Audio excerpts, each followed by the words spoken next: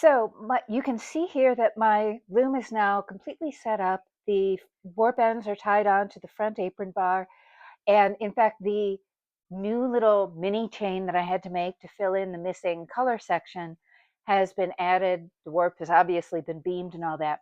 Unfortunately, the video I filmed yesterday showing you how I beamed the warp was recorded without sound, and a silent movie without any of those cute little cards explaining what's going on and the exaggerated facial expressions.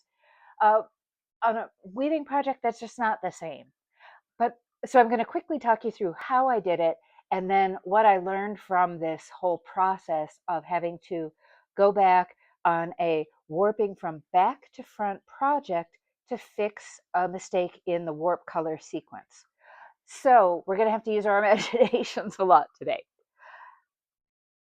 To beam the warp, you might recall that when I closed the other video, I had unbeamed all of the warp and had them just randomly uh, sorted into faux warp chains. And I had to be really careful to kind of align the ends so that the free ends just going around the back apron rod without any way to mark the halfway point. I had to even everything up so that I would not end up with some warp ends that were this long at the front and others that were this long at the front. So I was painstakingly realigning, just uh, just evening out my warp chains so that everything was going to stay at the same approximate length. And that took a long time, but it was worth it. So to beam the warp, remember, imagine these long warp chains going all over the floor. I set on my bench 3 2-pound hand weights, the little kinds with the handle. I had grabbed 3 of these workout weights and just lay them 1, 2, 3 on the bench, which was a little further away than it is right now. Not much, but a little. And I laid them at the farthest end and ran the warp chains under the handles and around back through and just divvied up my chains into the 3 weights. Just 2 pounds of additional weight gave me enough tension that as I went back to the back of the loom to wind, everything was going on evenly, which is what you want. The point isn't to put a lot of tension on your warp chains.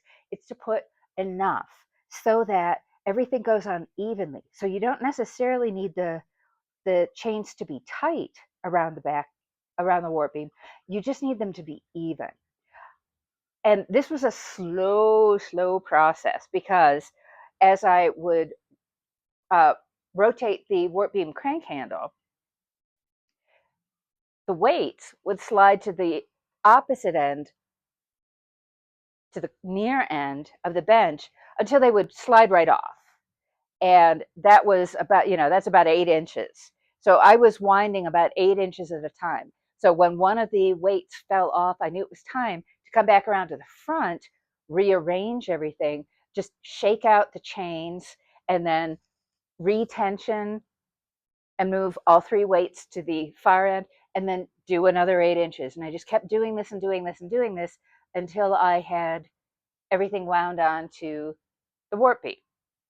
So, like I said, slow process because this was, uh, I'm going to guesstimate that I lost at most 6 inches of warp because before I cut these warp chains to tie onto the front apron bar, because when I had everything wound on, I could see that things were relatively even. In fact, not much more out of whack than you would normally get in the beaming process.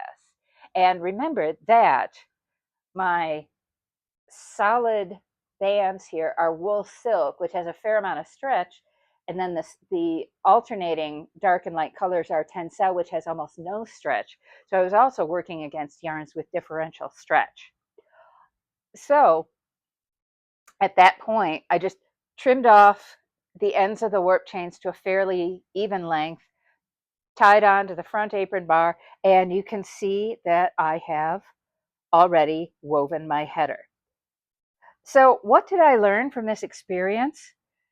First, I learned that the minute you're working with a striped warp sequence, the second you suspect that there's a problem with the warp ends, with the color order sequence, and you're warping from back to front, stop. Stop everything and figure out A, if there is a problem, and B, how you can then fix it. Because you may recall from the previous video, I did think to myself as I was putting the other end, the cross end of the warp chains onto the apron bar, wow, it looks like there's some mistakes there.